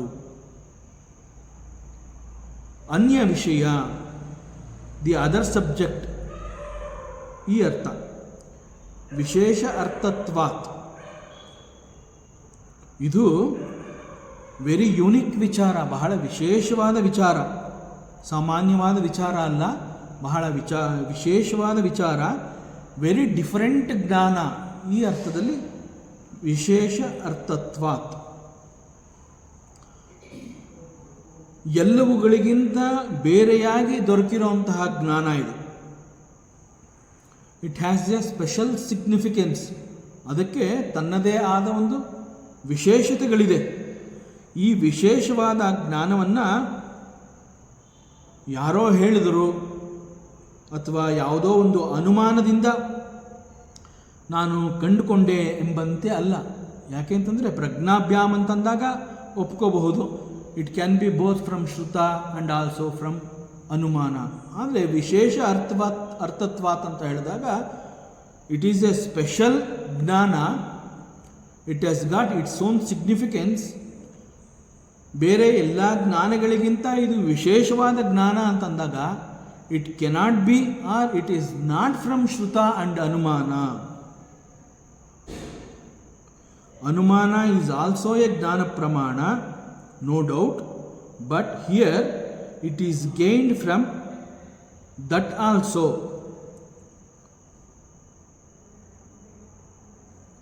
ವಿಶೇಷ ಜ್ಞಾನ ಅಂತ ಹೇಳ್ತಾ ಇರೋದ್ರಿಂದ ಶ್ರುತ ಅನುಮಾನಗಳಲ್ಲದೆ ಬೇರೆ ಕೆಲವು ಮಾರ್ಗಗಳಿಂದ ಕೂಡ ಇದನ್ನು ಸಂಪಾದನೆ ಮಾಡಿರುವಂತಹದ್ದು. So this knowledge is called ವಿಶೇಷ. ನಮ್ಮ ದಿನನಿತ್ಯದ ವ್ಯಾವಹಾರಿಕ ಜೀವನದಲ್ಲಿ ಅಂತಂದರೆ ನಮ್ಮ ಲೌಕಿಕ ಬದುಕಿನಲ್ಲಿ, ನಮ್ಮ ಲೌಕಿಕ ಬದುಕು ಚೆನ್ನಾಗಿರಬೇಕು ಅಂತಂದಾಗ ಕೂಡ ನಮ್ಮಲ್ಲಿ ಜ್ಞಾನ ಅನ್ನುವಂತಹದ್ದು ಚೆನ್ನಾಗಿರಬೇಕು. ನಮ್ಮಲ್ಲಿ ಜ್ಞಾನ ಚೆನ್ನಾಗಿದ್ರೆ ನಮ್ಮ ಬದುಕನ್ನ ನಾವು ಚೆನ್ನಾಗಿ ರೂಪಿಸ್ಕೋತೀವಿ. ಬದುಕಿಗೆ ಮತ್ತು ಜೀವನ ಮಾಡೋಕ್ಕೆ ಬೇಕಾಗಿರುವಂತಹ ಲೌಕಿಕ ಜ್ಞಾನ can be attained either through ಶ್ರುತ or through ಅನುಮಾನ. ಲೌಕಿಕ ಅಂತ ಹೇಳಿದಾಗ ನಾವಿಲ್ಲಿ ಜೀವನ ಮಾಡೋವಂತಹದ್ದು, ಬದುಕು ಮಾಡೋವಂತಹದ್ದು, ನಮ್ಮ ಹೊಟ್ಟೆ ಬಟ್ಟೆ, ನಮ್ಮ ಬದುಕಿಗಾಗಿ ನಮಗೆ ಬೇಕಾದಂತಹ ಅವಶ್ಯಕತೆಗಳನ್ನು ನಾವು ಸಂಪಾದನೆ ಮಾಡ್ಕೋಬೇಕಾಗತ್ತೆ. ಯಾಕೆ ನಮ್ಗೆ ಅವುಗಳು ಬೇಕು ಅಂತಂದರೆ ನಾವು ಬದುಕಬೇಕು, ಬದುಕಿ ಬಾಳಬೇಕು. ಬದುಕಿ ಬಾಳ್ವೆ ಮಾಡೋದಕ್ಕೆ ಈ ಲೌಕಿಕದಲ್ಲಿ ನಮಗೆ ಕೆಲವು ಅವಶ್ಯಕತೆಗಳಿದೆ. ಆ ಅವಶ್ಯಕತೆಗಳನ್ನು ಪೂರೈಸಿಕೊಳ್ಳೋದಕ್ಕಾಗಿ ಹಣವನ್ನು ಸಂಪಾದನೆ ಮಾಡಬೇಕಾಗತ್ತೆ. ಈ ಹಣ ಸಂಪಾದನೆ ಮಾಡಬೇಕು, ಆ ಮೂಲಕ ನನ್ನ ಬದುಕು ಚೆನ್ನಾಗಿರಬೇಕು ಅಂತಂದಾಗ ಅಲ್ಲಿ ಕೂಡ ನಮಗೆ ಜ್ಞಾನ ಅನ್ನುವಂತಹದ್ದು ಬೇಕು. ಜ್ಞಾನ ಇದ್ದಾಗ ಹಣವನ್ನು ಸಂಪಾದನೆ ಮಾಡಬಹುದು. ಬಟ್ ಹಿಯರ್ ಇನ್ ಲೌಕಿಕ ಇಂತಹ ಜ್ಞಾನವನ್ನು it can be obtained either through ಶ್ರುತ or also can be obtained from anumana. ಲೌಕಿಕ ಜ್ಞಾನವನ್ನು ಕೇಳುವುದರ ಮೂಲಕವಾಗಲಿ ಅಥವಾ ಅನುಮಾನದ ಮೂಲಕವಾಗಲಿ ನಾವು ಅದನ್ನು ಕಲ್ತ್ಕೋಬೋದು. ಅಥವಾ ಅವೆರಡೂ ಮಾಡದೆ ಕೆಲವೊಂದು ವೇಳೆ ನಾವೇ ಕೆಲವು ಪುಸ್ತಕಗಳನ್ನು ಓದಿ, ನಾವೇ ಯೋಚನೆಯನ್ನು ಮಾಡಿ, ಕಾಂಟಂಪ್ಲೇಷನ್ ಅಂತ ಹೇಳ್ತೀವಲ್ಲ, ಕೆಲವೊಂದುಗಳನ್ನು ಚಿಂತನೆ ಮಾಡಿ ಈ ರೀತಿ ಮಾಡಿದ್ರೆ ಇದು ಸರಿ ಹೋಗುತ್ತೆ, ಈ ಮೂಲಕ ಕೂಡ ನಾವು ಜ್ಞಾನವನ್ನು ನಾವು ಗಳಿಸ್ತೀವಿ. ಮತ್ತೆ ಕೆಲವೊಮ್ಮೆ ಓದೋದು ಬೇಡ, ಅನುಮಾನ ಮಾಡೋದು ಬೇಡ, ಕೇವಲ ಅದನ್ನು ಚಿಂತನೆ ಮಾಡಿ ಅದನ್ನು ಹೇಗೆ ಅಂತ ಪ್ರಾಕ್ಟಿಕಲ್ಲಾಗಿ ಅನುಭವವನ್ನು ಕಲ್ತ್ಕೊಳ್ಳೋಣ. That is also possible to gain the laukika ಜ್ಞಾನ.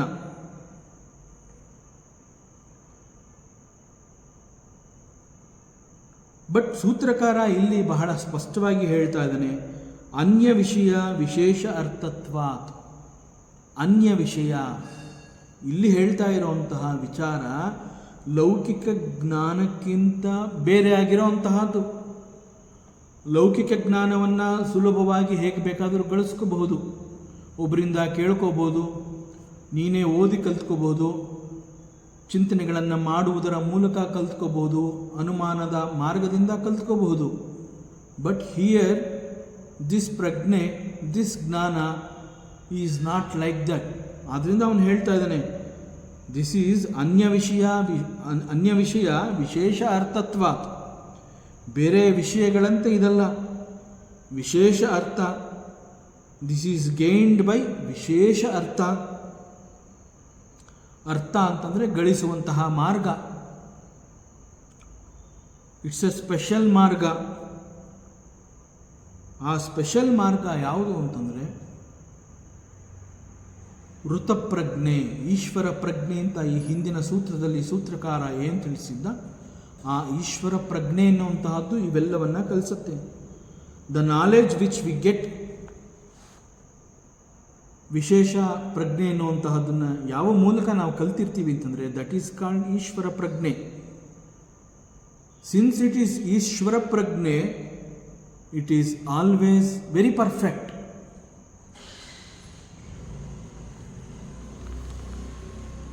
ಮತ್ತು ಇದು ಈಶ್ವರ ಪ್ರಜ್ಞೆ ಆಗಿರೋದ್ರಿಂದ ಇಲ್ಲಿ ಸಿಕ್ಕಂತಹ ಜ್ಞಾನ ಸರ್ವಜನರ ಏಳಿಗೆಗಾಗಿ ಅಂತ ಹೇಳಿರೋದ್ರಿಂದ ಲೋಕ ಸಮಸ್ತ ಸುಖಿನೋ ಭವಂತು ಅಂತ ನಮ್ಮ ಶಾಸ್ತ್ರ ಹೇಳುವಂತೆ ಈಶ್ವರ ಪ್ರಜ್ಞೆಯಿಂದ ಗಳಿಸಿದಂತಹ ಜ್ಞಾನವನ್ನು ಸರ್ವರ ಅಭಿವೃದ್ಧಿಗಾಗಿ ಬಳಸ್ಕೋಬೇಕಾಗತ್ತೆ. At no point it should be misused. ಯಾವ ಕಾರಣದಿಂದ ಕೂಡ ಇದು ಮಿಸ್ಯೂಸ್ ಆಗಬಾರ್ದು. ವಿಚಾರವನ್ನು ಸೂತ್ರಕಾರ ಇಷ್ಟೊಂದು ಕ್ಲಾರಿಫೈ ಮಾಡ್ತಾ ಇರೋದು ಯಾಕೆ ಅಂತಂದರೆ this knowledge qualifies for a higher grade. ಇದು ಇದರ ಯೋಗ್ಯತೆಯನ್ನು ಮತ್ತಷ್ಟು ಹೆಚ್ಚುವಂತೆ ಮಾಡುತ್ತೆ.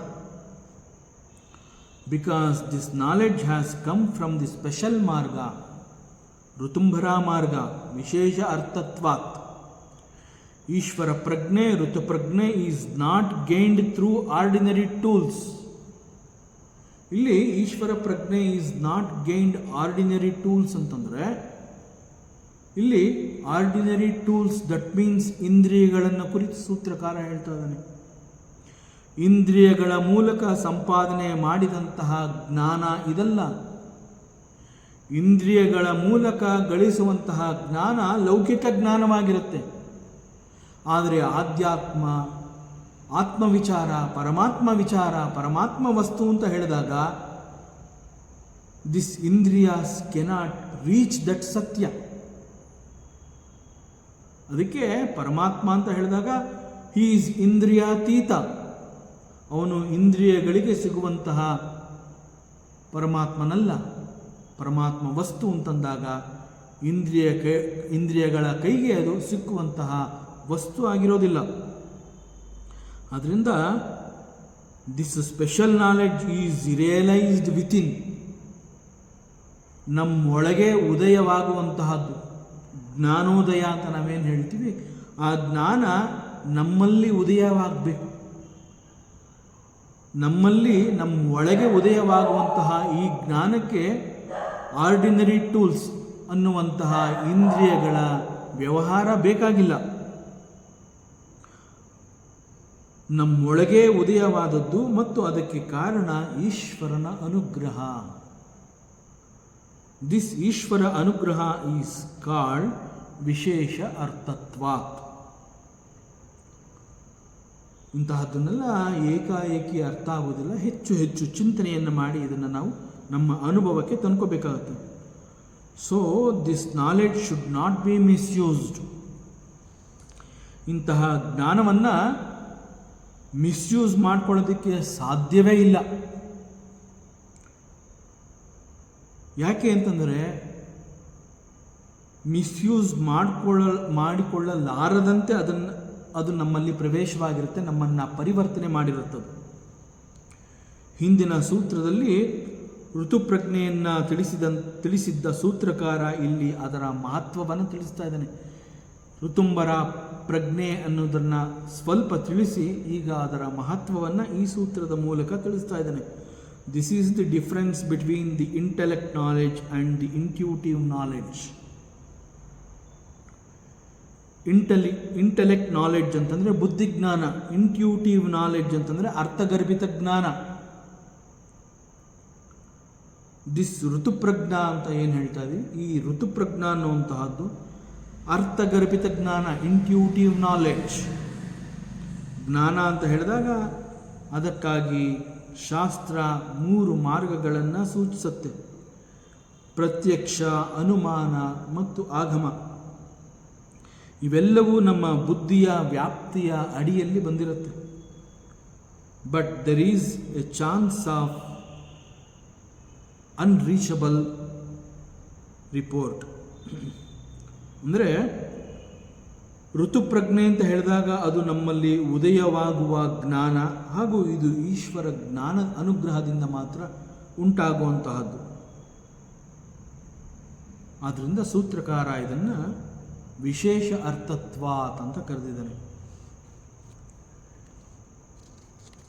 50ನೆಯ ಸೂತ್ರದಲ್ಲಿ ಸೂತ್ರಕಾರ ಹೇಳ್ತಾ ಇದ್ದಾನೆ, ತಜ್ಜಃ ಸಂಸ್ಕಾರೋನ್ಯಃ ಸಂಸ್ಕಾರ ಪ್ರತಿಬಂಧಿ. Phala from the ritaprajna is being explained here. ಪ್ರಾರಂಭದಲ್ಲಿ ಋತುಪ್ರಜ್ಞಾ ಅಂತಂದ್ರೆ ಏನು ಅನ್ನೋದನ್ನು ತಿಳಿಸ್ದ. ಹಿಂದಿನ ಸೂತ್ರದಲ್ಲಿ ಸೂತ್ರಕಾರ ಈಶ್ವರ ಪ್ರಜ್ಞೆ ಅಥವಾ ಋತುಪ್ರಜ್ಞೆಯ ಮಹತ್ವವನ್ನು ತಿಳಿಸ್ದ. ಈಗ ಇಲ್ಲಿ ಈಶ್ವರ ಪ್ರಜ್ಞೆಯಿಂದ ಸಿಗುವಂತಹ ಫಲ ಯಾವುದು ಅನ್ನೋದನ್ನು ತಿಳಿಸ್ತಾ ಇದ್ದಾನೆ. ಈಶ್ವರ ಪ್ರಜ್ಞೆಯ ಕಾರಣದಿಂದ ಹುಟ್ಟಿದಂತಹ ಸಂಸ್ಕಾರ ಬೇರೆ ಎಲ್ಲ ಸಂಸ್ಕಾರಗಳನ್ನು ಪ್ರತಿಬಂಧಿಸುತ್ತೆ. ದಟ್ ಈಸ್ ದಿ ಫಲ ಆಫ್ ಈಶ್ವರ ಪ್ರಜ್ಞೆ. ಈಶ್ವರ ಪ್ರಜ್ಞೆಯಿಂದ ಹುಟ್ಟುವಂತಹ ಸಂಸ್ಕಾರ ಈಗಾಗಲೇ ನಮ್ಮಲ್ಲಿ ಇರುವಂತಹ ಎಲ್ಲ ಸಂಸ್ಕಾರಗಳನ್ನು ಕೂಡ ಅದು ನಾಶ ಮಾಡುತ್ತೆ.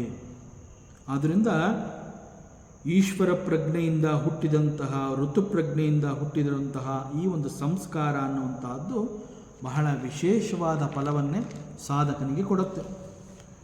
ಋತುಂಬರ ಪ್ರಜ್ಞೆಯಿಂದ ಹುಟ್ಟುವಂತಹ ಸಂಸ್ಕಾರ ಇತರ ಬೇರೆ ಬೇರೆ ಸಂಸ್ಕಾರಗಳನ್ನು ಅದು ಪ್ರತಿಬಂಧಿಸುತ್ತೆ. ಅವುಗಳನ್ನು ನಾಶ ಅಂತಂದರೆ ಅವುಗಳನ್ನು ದುರ್ಬಲವನ್ನಾಗಿ ಮಾಡುತ್ತೆ, ಅರ್ಥಾತ್ ಅವುಗಳನ್ನು ನಿಷ್ಫಲವನ್ನಾಗಿ ಮಾಡುತ್ತೆ. ಮತ್ತು ಈ ಸಂಸ್ಕಾರಗಳಿಂದ ಹುಟ್ಟಿದಂತಹ ಜ್ಞಾನ ಬಹಳ ಬಲವಾಗಿರುತ್ತೆ. ನಮ್ಮ ಸಮಾಧಿ ಪ್ರಜ್ಞೆ ಎನ್ನುವಂತಹದ್ದು ಮತ್ತಷ್ಟು ದೃಢವಾಗಿ ನಿಲ್ಲುವಂತೆ ಈ ಒಂದು ಈಶ್ವರ ಪ್ರಜ್ಞೆ, ಅದರಿಂದ ಹುಟ್ಟಿದಂತಹ ಸಂಸ್ಕಾರ ನಮ್ಮನ್ನು ಮತ್ತಷ್ಟು ಗಟ್ಟಿ ಮಾಡುತ್ತೆ. ಇವೆಲ್ಲದರ ಜೊತೆಗೆ ಮತ್ತೊಂದು ವಿಶೇಷವಾದ ಫಲ ಅಂತಂದರೆ ಈಶ್ವರ ಪ್ರಜ್ಞೆಯಿಂದ ಹುಟ್ಟಿದಂತಹ ಸಂಸ್ಕಾರ ನಮಗೆ ಪುನರ್ಜನ್ಮವನ್ನೇ ಕೊಡೋದಿಲ್ಲ. ತಜ್ಜಃ ಸಂಸ್ಕಾರ ಅನ್ಯ ಸಂಸ್ಕಾರ ಪ್ರತಿಬಂಧಿ. ತಜ್ಜಃ ತತ್ ಜಹ, produced from that, produced from ishwara prajna. ಸಂಸ್ಕಾರ ಅಂತಂದರೆ ಇಂಪ್ರೆಷನ್ಸ್, ವಾಸನಾಗಳು ಅಂತ ನಾವೇನು ಹೇಳ್ತೀವಿ ಅದು ಅಥವಾ ಇದನ್ನು ಕರ್ಮಬೀಜಗಳು, ಸಂಸ್ಕಾರ ಬೀಜಗಳು ಅಂತೆಲ್ಲ ಹೇಳ್ತೀವಿ.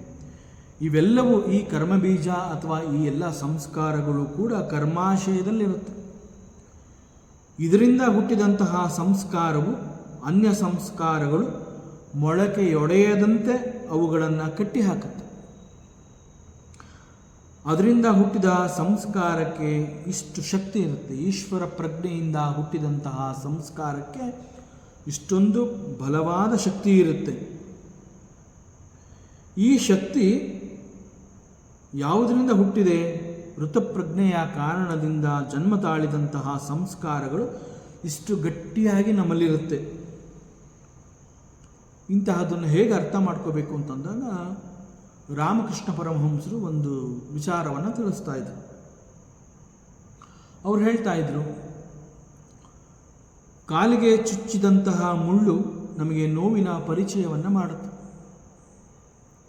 ಕಾಲಿಗೆ ಮುಳ್ಳು ಚುಚ್ಚಿದಾಗ ಅದು ತನ್ನ ನೋವನ್ನು ನಮಗೆ ತಿಳಿಸ್ಕೊಡುತ್ತೆ. ಹಾಗೆ ನಾವೇನು ಮಾಡ್ತೀವಿ?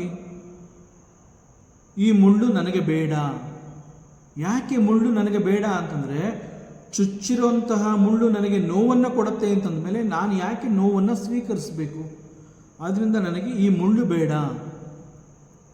ಅದರಿಂದ ಯಾವಾಗ ಕಾಲಿಗೆ ಮುಳ್ಳು ಚುಚ್ಚಿಕೊಳ್ಳುತ್ತೆ, ಆ ಮುಳ್ಳನ್ನು ನಾನು ಕಾಲಿನಿಂದ ತೆಗೆದು ಬಿಸಾಕಬೇಕು ಅಂತ ನಾನು ನಿರ್ಧಾರ ಮಾಡ್ತೀನಿ. ಕಾಲಿಗೆ ಚುಚ್ಚಿದಂತಹ ಮುಳ್ಳನ್ನು ನಾನು ತೆಗಿಬೇಕು ಅಂತಂದರೆ ನನಗೆ ಮತ್ತೊಂದು ಮುಳ್ಳು ಬೇಕು. ಮತ್ತೊಂದು ಮುಳ್ಳಿನ ಸಹಾಯದಿಂದ ಚುಚ್ಚಿರುವಂತಹ ಮುಳ್ಳನ್ನು ನಾನು ತೆಗಿತೀನಿ. ಆಗ ನೋವು ಶಮನವಾಗುತ್ತೆ, ಕಾಲಿನಲ್ಲಿ ಮುಳ್ಳಿಲ್ಲದ ಅನುಭವ ಆಗುತ್ತೆ. ಚುಚ್ಚಿದ ಮುಳ್ಳನ್ನು ತೆಗೆಯಲು ಉಪಯೋಗಿಸಿದಂತಹ ಎರಡೂ ಮುಳ್ಳುಗಳು ಕೂಡ ನನಗೆ ಬೇಡ. ಈಗ ಮುಳ್ಳನ್ನು ತೆಗೆಯುವುದಕ್ಕೆ ಉಪಯೋಗಿಸಿದಂತಹ ಮುಳ್ಳಿನ ಮೇಲೆ ಕೂಡ ನನಗೆ ಆಸಕ್ತಿ ಇಲ್ಲ. ಅದರಿಂದ ಆ ಎರಡೂ ಮುಳ್ಳುಗಳು ಕೂಡ ನನಗೆ ಬೇಡ. ಯಾವುದೇ ಸಂದರ್ಭದಲ್ಲಿ ಮುಳ್ಳನ್ನು ತೆಗೆದಂತಹ ಆ ಮುಳ್ಳು ಮತ್ತೆ ನನ್ನ ಕಾಲಿಗೆ ಚುಚ್ಚಿಕೋಬಹುದು. ಆದ್ದರಿಂದ ಚುಚ್ಚಿದ ಮುಳ್ಳು ನನಗೆ ಬೇಡ, ತೆಗೆಯಲು ಉಪಯೋಗಿಸಿದ ಮುಳ್ಳು ಕೂಡ ನನಗೆ ಬೇಡ. ಈ ಎರಡೂ ಮುಳ್ಳುಗಳನ್ನು ತೆಗೆದು ಎಸಿಬೇಕು. This is the complete procedure. ನೋವಿನಿಂದ ಮುಕ್ತರಾಗಬೇಕು, ದುಃಖದಿಂದ ಮುಕ್ತರಾಗಬೇಕು, ಎಲ್ಲವುಗಳಿಂದ ಬಿಡುಗಡೆಯನ್ನು ಪಡಿಬೇಕು ಅಂತಂದರೆ ಏನೊಂದೂ ಇರಬಾರ್ದು, ನೋ ಎಕ್ಸ್ಟ್ರಾಸ್. ಆದ್ದರಿಂದ ಚುಚ್ಚಿದ ಮುಳ್ಳಿನ ಜೊತೆಗೆ ತೆಗೆಯಲು ಉಪಯೋಗಿಸಿದಂತಹ ಮುಳ್ಳನ್ನು ನಾವು ಹೇಗೆ ಈಚೆ ಬಿಸಾಕ್ತೀವಿ, ಆ ರೀತಿಯಲ್ಲಿ ಋತುಂಬರ ಪ್ರಜ್ಞೆಯ ಕಾರಣದಿಂದ ಗಳಿಸಿಕೊಂಡಂತಹ ವಿಶೇಷ ಬಲವಾದ ಸಂಸ್ಕಾರವನ್ನು ಉಪಯೋಗಿಸಿಕೊಂಡು ಈಗಾಗಲೇ ಚಿತ್ತದಲ್ಲಿ ಹುದುಗಿರುವಂತಹ ಅನ್ಯ ಸಂಸ್ಕಾರಗಳು, ಕರ್ಮಬೀಜಗಳು, ವಾಸನಾಗಳು ಅವೆಲ್ಲವನ್ನು ನಾವು ನಿವೃತ್ತಿ ಮಾಡ್ಕೋಬೇಕು. ಇವೆಲ್ಲವೂ ನಮ್ಮ ಚಿತ್ತದಿಂದ ಡಿಸಪಿಯರ್ ಆಗುವಂತೆ ಮಾಡೋದಕ್ಕೆ ಋತುಂಬರ ಪ್ರಜ್ಞೆಯ ಕಾರಣದಿಂದ ಹುಟ್ಟಿದಂತಹ ವಿಶೇಷವಾದ ಸಂಸ್ಕಾರವನ್ನು ನಾವು ಉಪಯೋಗಿಸಿಕೊಂಡು ಚಿತ್ತದಲ್ಲಿ ಇರುವಂತಹ ಎಲ್ಲ ಸಂಸ್ಕಾರಗಳನ್ನು ನಾವು ತೆಗೆದುಹಾಕೋತೀವಿ. ಚಿತ್ತದಲ್ಲಿ ಏನೊಂದೂ ಇಲ್ಲ ಅನ್ನುವಂತಹದ್ದೇ ನಿಜವಾದ ಯೋಗ. ಆದ್ದರಿಂದ ಇಲ್ಲಿ ಯೋಗ ಅಂತಂದರೆ ಯೋಗ ಚಿತ್ತವೃತ್ತಿ ನಿರೋಧ.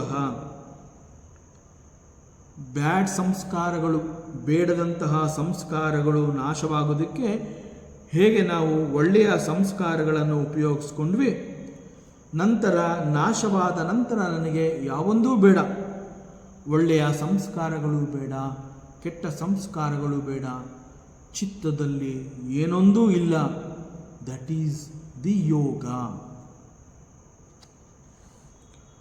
ನಾವು ಧ್ಯಾನ ಅಥವಾ ಮೆಡಿಟೇಷನ್ ಅಂತ ಹೇಳಿ ಶಾಂತವಾಗಿ ಕುಳಿತುಕೊಳ್ಳುವಂತಹ ಪ್ರಯತ್ನವನ್ನು ನಾವು ಮಾಡ್ತೀವಿ.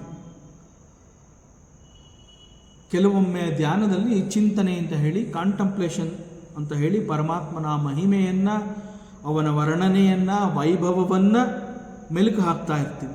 ಅದನ್ನು ತಿಳ್ಕೊಳ್ಳುವಂತಹ ಪ್ರಯತ್ನವನ್ನು ಮಾಡ್ತೀವಿ. ಪರಮಾತ್ಮನ ಶಕ್ತಿಯನ್ನು, ಅವನ ಮಹಿಮೆಯನ್ನು, ಅವನ ಲೀಲೆಯನ್ನು ತಿಳ್ಕೊಳ್ಳುವಂತಹ ಪ್ರಯತ್ನವನ್ನು ಮಾಡ್ತೀವಿ. ಹಾಗೆ ಧ್ಯಾನಕ್ಕೆ ಚಿಂತನೆ ಅಂತ ಹೇಳಿ ಕುಳಿತಾಗ ಒಂದಲ್ಲ, ಎರಡಲ್ಲ, ನೂರಲ್ಲ, ಸಾವಿರಾರು ಯೋಚನೆಗಳು ನಮ್ಮ ಚಿತ್ತಕ್ಕೆ ನುಗ್ಗಿ ಬಂದು ನಮ್ಮನ್ನು ಡಿಸ್ಟರ್ಬ್ ಮಾಡುತ್ತೆ. ಯೋಚನೆಗಳು ಯಾಕೆ ಈ ರೀತಿ ನಮ್ಮನ್ನು ಹಿಂಸೆ ಮಾಡುತ್ತವೆ? ಇದಕ್ಕೆ ಕಾರಣ ಈಗಾಗಲೇ ಚಿತ್ತದಲ್ಲಿ ಅನೇಕ ವಾಸನಾಗಳು, ಸಂಸ್ಕಾರಗಳು ಅಲ್ಲಿ ಗಟ್ಟಿಯಾಗಿ ಬೇರೂರಿರೋದ್ರಿಂದ ನಮ್ಮನ್ನು ಧ್ಯಾನದಲ್ಲಿ ಮುಂದುವರಿಯೋದಕ್ಕೆ ಅವುಗಳು ಬಿಡೋದಿಲ್ಲ. ಧ್ಯಾನದಲ್ಲಿ ಯಾಕೆ ನಾನು ಡಿಸ್ಟರ್ಬ್ ಆಗ್ತೀನಿ ಅಂತಂದರೆ, ಈಗಾಗಲೇ ಚಿತ್ತದಲ್ಲಿ ಕೆಲವೊಂದು ವಾಸನಾಗಳು ಧ್ಯಾನವನ್ನು ಮುಂದುವರಿಸುವಂತೆ ಅದು ನನ್ನನ್ನು ಬಿಡೋದಿಲ್ಲ. ತಜ್ಜಃ ಸಂಸ್ಕಾರ. ಈ ಕಾರಣದಿಂದ ಈಶ್ವರ ಪ್ರಜ್ಞೆ ಅಥವಾ ಋತಪ್ರಜ್ಞೆಯ ಕಾರಣದಿಂದ ಹುಟ್ಟಿದಂತಹ ಪ್ಯೂರ್ ಸಂಸ್ಕಾರಗಳು ಬಹಳ ಸತ್ವಯುತವಾಗಿರೋ ಕಾರಣ ಇವು ಅನ್ಯ ಸಂಸ್ಕಾರಗಳನ್ನು ಪ್ರತಿಬಂಧ ಮಾಡುತ್ತವೆ. ಇದಕ್ಕೆ ಕಾರಣ ಏನು ಅಂತಂದರೆ, ಸಾಧಕ ಈಗ ಗಳಿಸಿರುವಂತಹ ಋತುಂಬರ ಪ್ರಜ್ಞೆಯ ಸಾಧನೆ. ಸೂತ್ರಕಾರ ಸಮಾಧಿಪಾದದ ಈ ಅಧ್ಯಾಯದ ಕೊನೆಯ ಸೂತ್ರಕ್ಕೆ ಬಂದಿದ್ದಾನೆ. ಕೊನೆಯ ಸೂತ್ರದಲ್ಲಿ ಹೇಳ್ತಾ ಇದ್ದಾನೆ, ತಸ್ಯಾಪಿ ನಿರೋಧೆ ಸರ್ವನಿರೋಧಾನ್ ನಿರ್ಬೀಜ ಸಮಾಧಿ.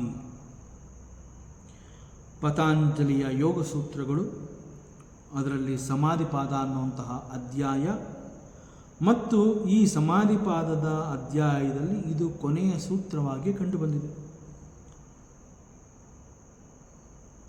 ಇದಕ್ಕೆ ಭಾಷ್ಯಕಾರರು ಈ ಸೂತ್ರಕ್ಕೆ ಏನು ಹೇಳ್ತಾರೆ ಅಂತಂದರೆ, ಸ ನ ಕೇವಲಂ ಸಮಾಧಿ ಪ್ರಜ್ಞಾ ವಿರೋಧಿ ಪ್ರಜ್ಞಾಕೃತಾನಾಂ ಸಂಸ್ಕಾರಾಣಾಮಪಿ ಪ್ರತಿಬಂಧೀ ಭವತಿ. ಕಸ್ಮಾತ್ ನಿರೋಧಜಃ ಸಂಸ್ಕಾರಃ ಸಮಾಧಿಜಾನ್ ಸಂಸ್ಕಾರಾನ್ ಬಾಧಕ ಇತಿ.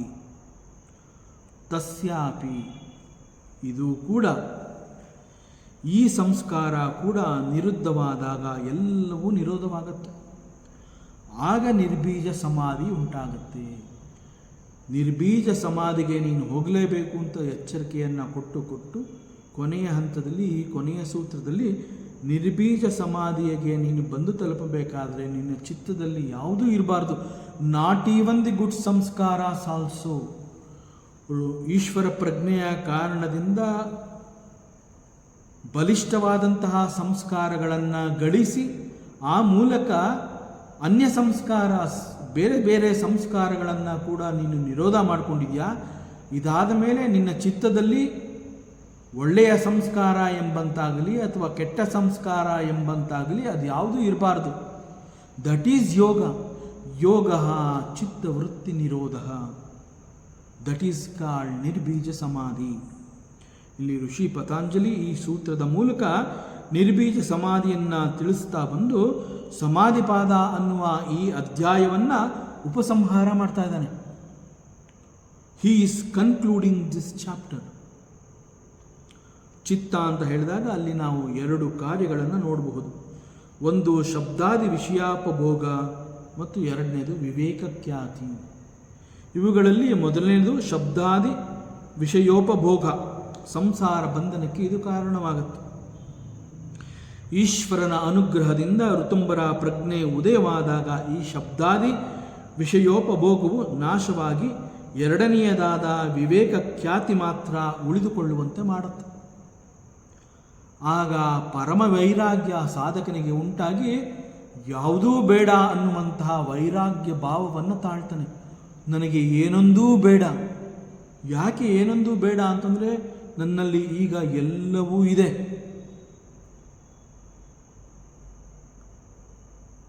ನಾನು ಎಲ್ಲವೂ ಆಗಿದ್ದೀನಿ. This is again because of the right understanding of Asmita ಭಾವ. ಈ ಪರಮ ವೈರಾಗ್ಯಕ್ಕೆ ಜ್ಞಾನಪ್ರಸಾದದ ಲಕ್ಷಣಗಳು ಇರುತ್ತವೆ. ಇದು ಋತುಂಬರ ಪ್ರಜ್ಞೆಯಿಂದ ಜನಿಸಿದಂತಹ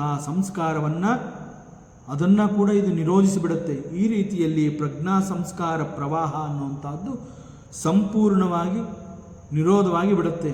ಆಗ ಆ ಚಿತ್ತದಲ್ಲಿ ವೃತ್ತಿರೂಪ ಕಾರ್ಯ ಅಥವಾ ಯಾವುದೇ ಕರ್ಮಗಳು ಹುಟ್ಟದಂತೆ ಚಿತ್ತವನ್ನು ಪರಿಶುದ್ಧವನ್ನಾಗಿ ಇಟ್ಟಿರುತ್ತೆ. ಆಗ ಸಾಧಕನ ಸಿದ್ಧಿ ಅಂತಂದರೆ that is nothing but the nirbija samadhi. ತಸ್ಯ ಅಪಿ ನಿರೋಧ ಸರ್ವನಿರೋಧ ನಿರ್ಬೀಜ ಸಮಾಧಿ. ತಸ್ಯ, ಅದರ, ಬಿಕಾಸ್ ಆಫ್ ದಟ್, ಅಪಿ, ಆ ಕಾರಣದಿಂದಲೇ, ಬಹಳ ನಿಖರವಾಗಿ ಹೇಳುವಂತಹದ್ದು, ಆ ಕಾರಣದಿಂದಲೇ ಎಲ್ಲವೂ ನಿರೋಧವಾಗತ್ತೆ. ನಿರ್ಬೀಜ ಸಮಾಧಿ, ಬೀಜರಹಿತ, ವಿತೌಟ್ ದಿ ಸೀಡ್ಸ್,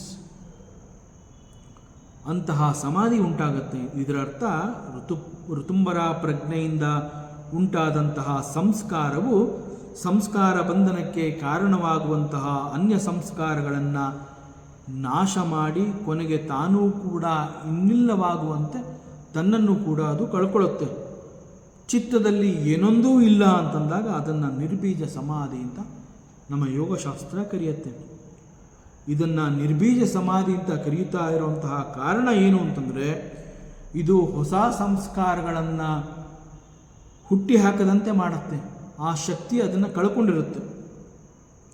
ಹೊಸ ಸಂಸ್ಕಾರಗಳು ಹುಟ್ಟುವುದಕ್ಕೆ ಅವಕಾಶವನ್ನೇ ಕೊಡೋದಿಲ್ಲ. ಕರ್ಮ ಬೀಜಗಳು ನಾಶವಾಗುವಂತೆ ಮಾಡೋದ್ರಿಂದ ಬೀಜರಹಿತ ಸ್ಥಿತಿ. ಆದ್ದರಿಂದ ಇದನ್ನು ನಿರ್ಬೀಜ ಸಮಾಧಿ.